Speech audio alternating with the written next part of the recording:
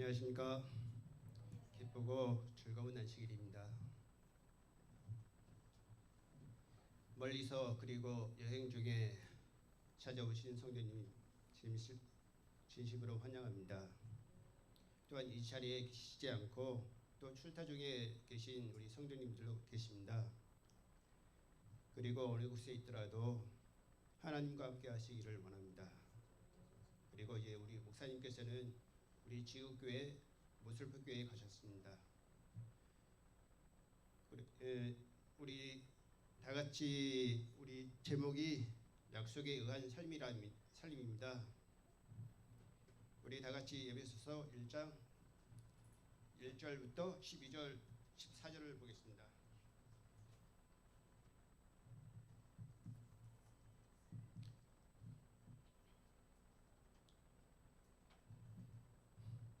이는 우리가 그리스도 안에서 전부터 바라던 그의 영광의 찬송이 되게 하려 하심이라. 그 안에서 너희도 진리의 말씀 곧 너희의 구원의 복음을 듣고 그 안에서 또한 믿어 약속의 성령으로 인치심을 받았으니 이는 우리 기업의 보증이 되사 그 얻으신 것을 속량하시고 그의 영광을 찬송하게 하려 하심이라. 이 말씀으로 이 시간을 은혜를 받기를 원합니다. 그리고 또 다시 에베소서 5장 18절의 말씀을 다시 보겠습니다. 그 안에 있는 말씀을 다시 보겠는데요. 오직 성령이 충만함을 받으라는 말씀이 있습니다. 모든 성도님들이 예수님이 오시기 전까지 또한 계속 우리가 끊임없이 하나님의 말씀을 강구하면서 그런 삶을 사셨으면 좋겠습니다. 그리고 하나님의 사랑과 사망이신 예수님을 붙잡고 믿음으로 강구하시는 성령의 역사의 능력으로 하나님이 계시는 하늘 본향을 사모하시는 성도님들이 되시길 바랍니다. 저는 오늘 약속에 의한 삶이라는 제목으로 말씀을 준비했습니다. 말씀을 시작하기에 앞서 잠깐 짧은 영상 하나를 보여드리겠습니다.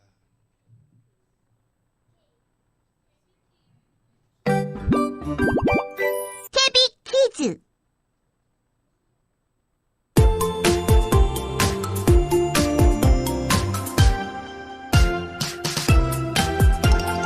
너하고 나는 친구 되어서 사이좋게 지내자. 새끼손가락 고리 걸고 꼭꼭 약속해. 싸움하면은 친구 아니야. 사랑하고 지내자. 새끼손가락 고리 걸고 꼭꼭 약속해. 맛있는 것은 나눠 먹으며 서로 돕고 지내자. 새끼손가락 고리 걸고 꼭꼭 약속해. 이 영상처럼 보시기 어떻습니까? 우리가 꼭 손을 잡고 언제나 하나님과의 약속, 또한 우리 친구의 약속, 또 부모와 부모님께 약속, 그런 약속이 얼마나 중요한지 아이들도 알고 있는가 봅니다. 성도님들께서는 방금 들은 동요 가사처럼 새끼손가락 걸고 약속하지는 않았다 하더라도 수많은 약속들을 했을 것이고 그 약속들을 지키려고 노력하며 사셨을 것입니다.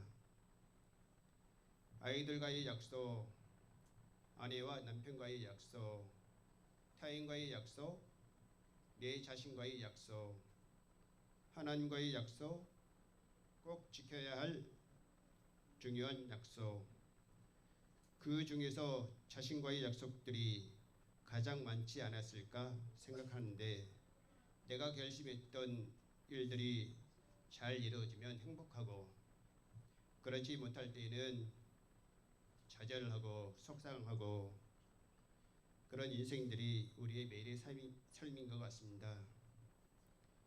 성경에도 수많은 약속들이 있습니다.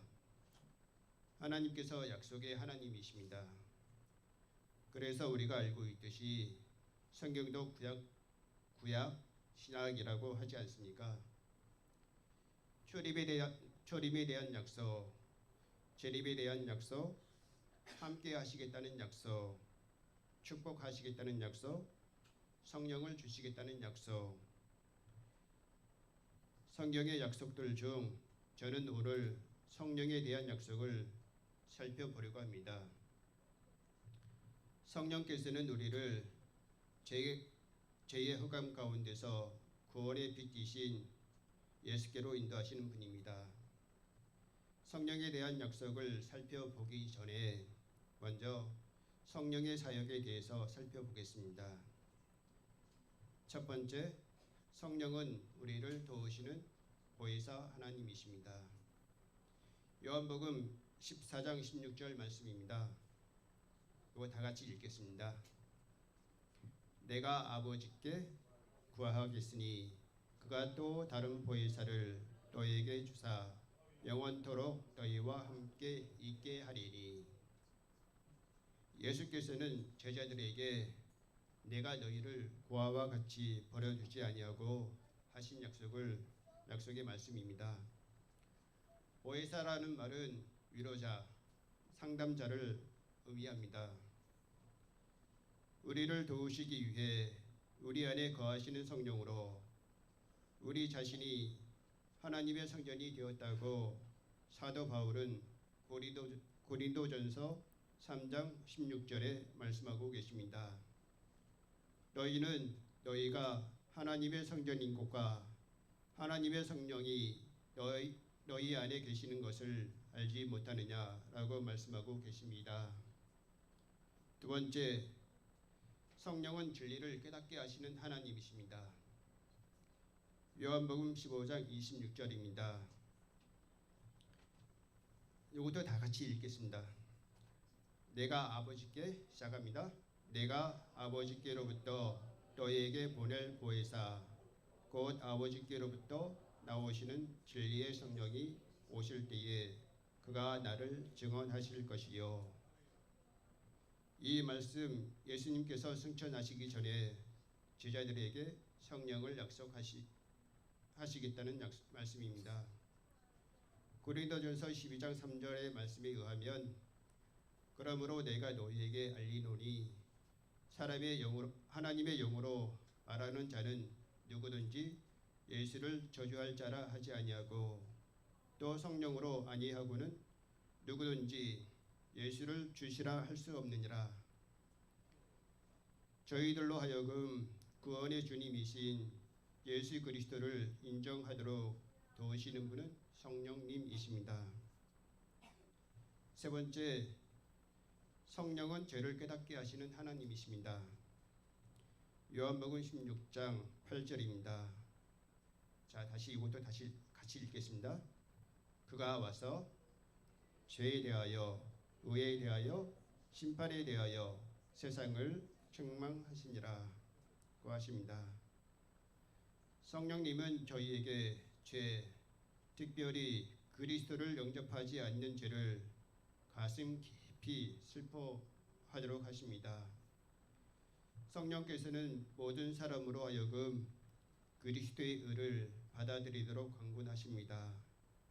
회개는 저희 스스로 할 수 없습니다. 성령께서 저희 마음에 호소하실 때 우리가 반응함으로써 이루어지는 것입니다.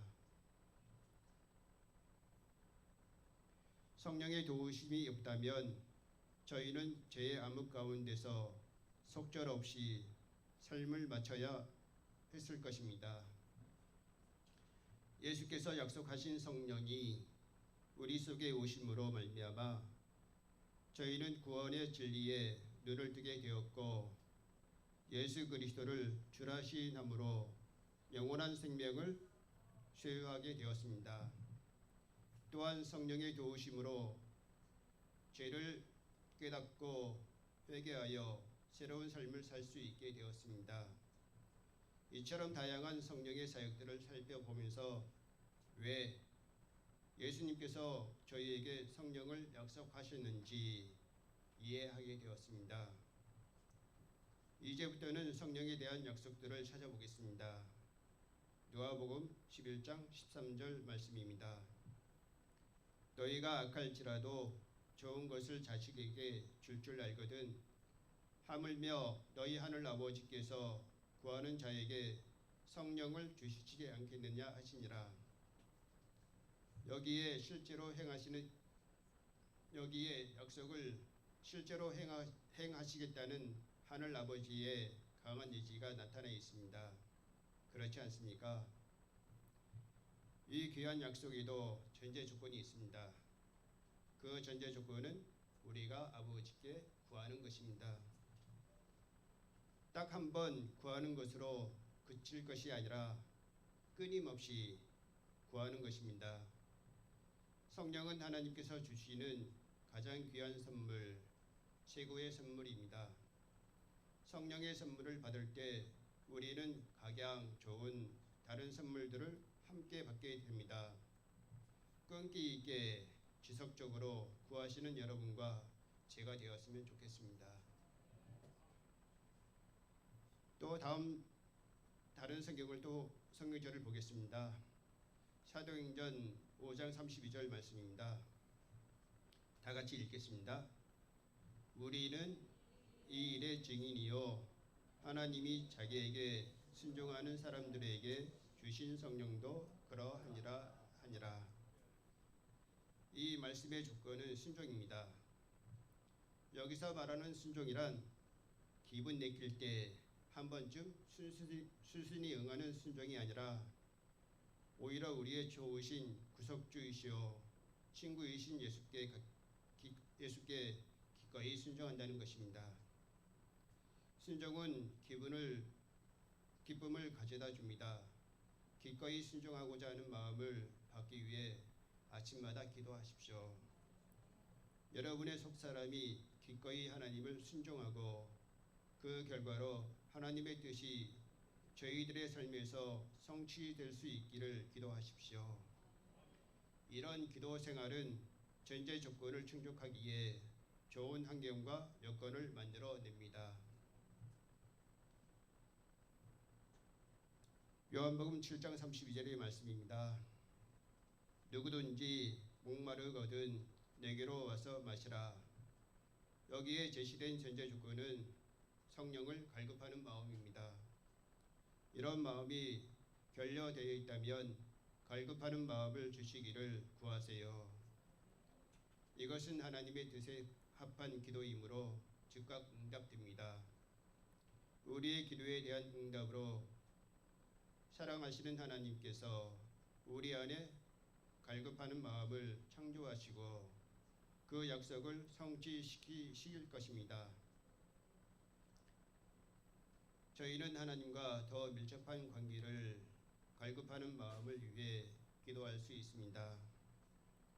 온 마음을 다하여 하나님을 사랑하고 기쁨으로 그를 섬기고 예수님의 재림과 하나님 나라에서 상봉하게 될 그 날을 고대하고 하나님의 말씀을 사모하며 말씀으로 변화되며 영혼 구원을 위한 열망과 권능을 위해 기도할 수 있습니다.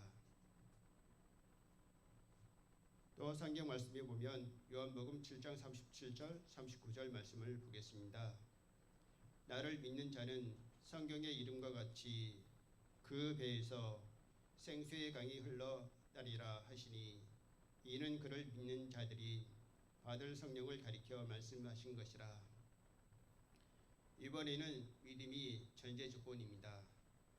믿음이 성령을 받기 위해 전제 조건임을 볼 때 예수님을 믿는 것과 하나님을 신뢰하는 것은 얼마나 중요한지 알 수 있지 않겠습니까?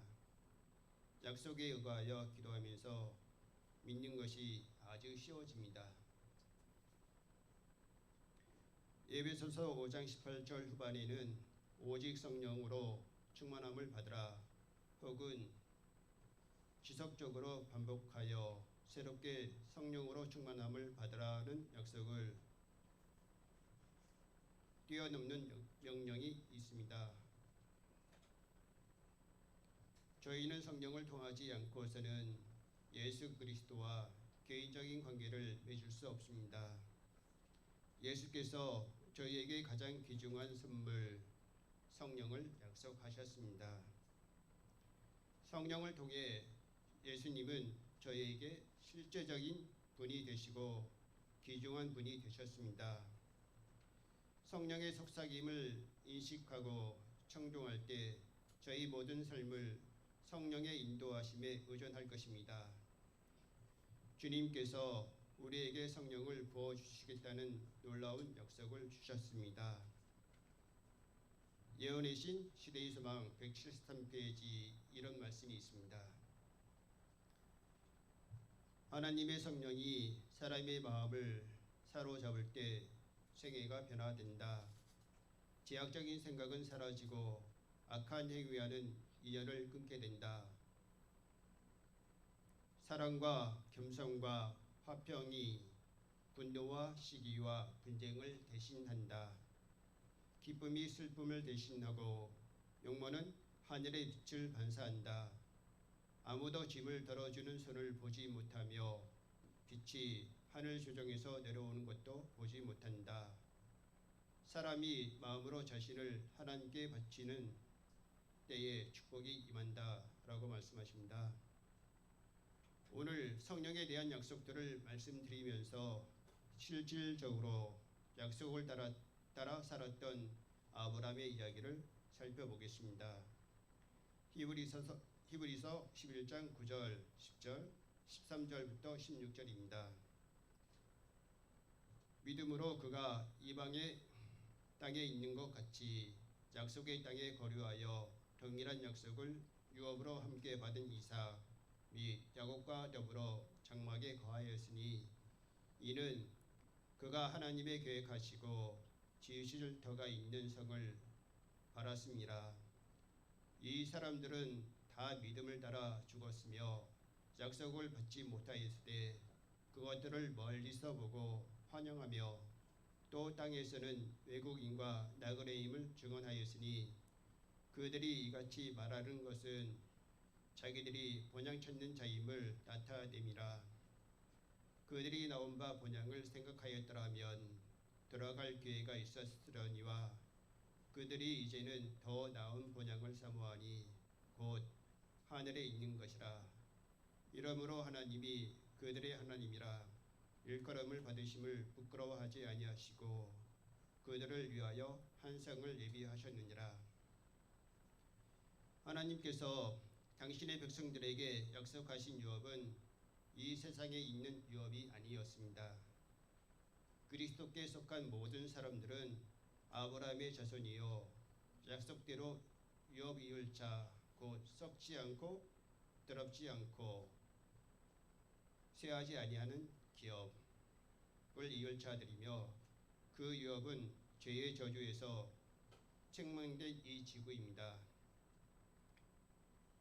하나님께서는 아브라함에게 이 불멸의 유업을 보여주셨고 그는 이 소망으로 만족하였습니다.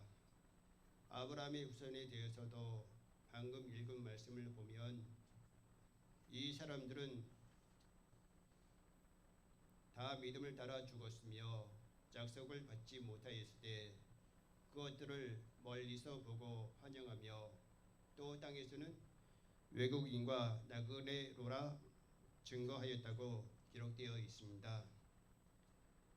하나님의 약속을 따라 살다가 하늘 도성에 이르게 될 사람들에 대한 말씀을 읽어드리겠습니다.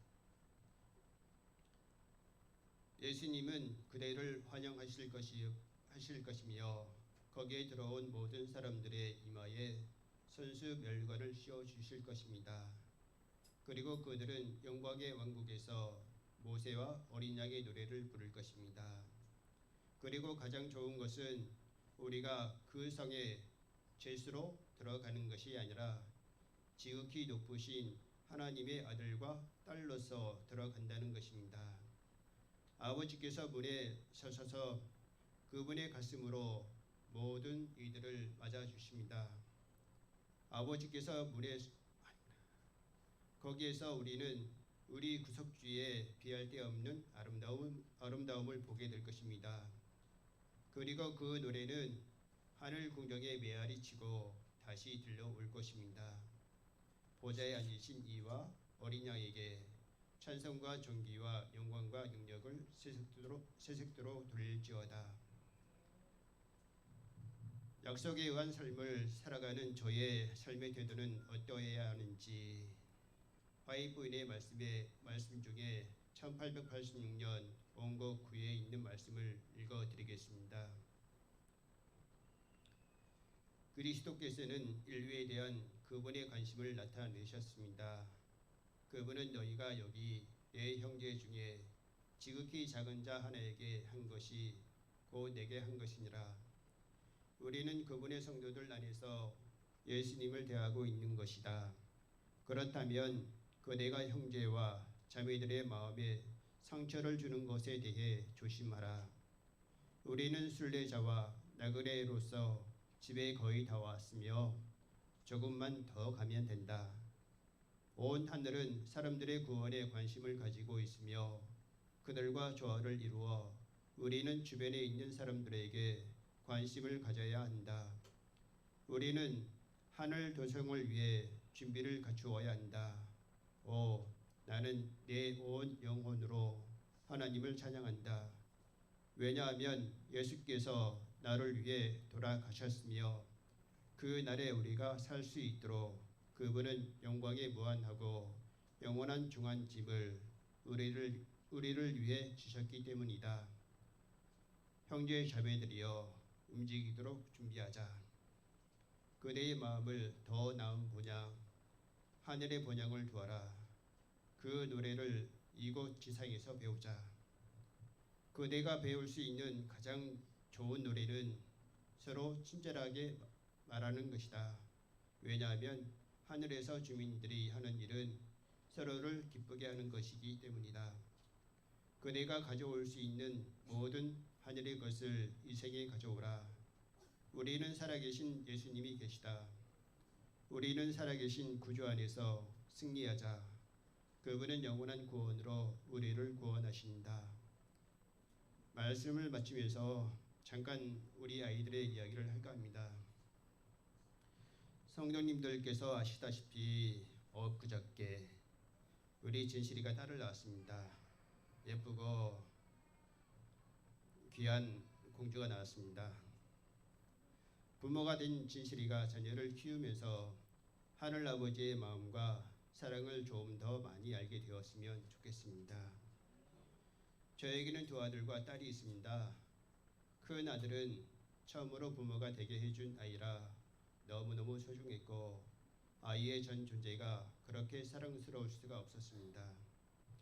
그야말로 기쁨 그 자체였습니다. 둘째는 아들이라고 해서 형제가 외롭지 않을 것 같아 좋았고 순둥순둥 생글생글 웃는 아이라 예쁠 수밖에 없었습니다. 그리고 셋째를 가지게 되었습니다. 이들이 둘이 아들이 있었기 때문에 딸도 키워보고 싶은 욕심에 10달 내내 딸을 주시라고 하루도 쉬지 않고 기도드렸습니다. 하나님께서 저희 기도를 들으시고 저를 꼭 닮은 예쁜 딸을 주셨습니다. 그러니 이 또한 사랑스럽지 않을 수 있겠습니까? 그렇다면 셋을 키우면서 부모의 혜택을 가장 많이 받은 아이가 있다면 누구일까요? 큰아들? 아닙니다. 딸? 아닙니다. 둘째 아들입니다.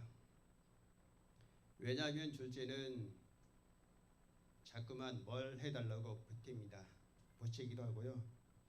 그러면 저는 바로바로 해줄 만큼 능력이 많지 않았기에 생각해보자고 말합니다.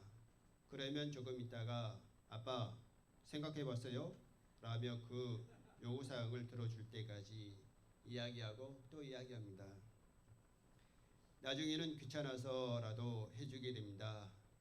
이런 아이를 보면서 성경 말씀을 더 이해하게 되었고 저를 향한 하늘 아버지의 마음을 조금 더 알게 되었습니다. 그런데 저희의 참 부모이신 하나님께서는 먼저 저희에게 많은 약속을 하셨고 그 중에서도 가장 좋은 것 성령을 주시겠다고 약속하셨습니다. 하나님의 약속을 믿고 저도 둘째 아들처럼 하늘 아버지를 귀찮게 해드릴 마음이 있습니다. 또한 붙일 마음이 있습니다. 지속적으로 반복하여 새롭게 성령으로 충만함을 받으라. 에베소서 5장 18절의 약속을 매일 열렬히 간절함으로 주장하시는 성도님들과 제가 되기를 바랍니다. 그리고 지속적으로 반복하여 새롭게 성령의 충만함을 받고 참된 행복과 기쁨 가운데 사시기를 간절히 소원하며 말씀을 마치겠습니다.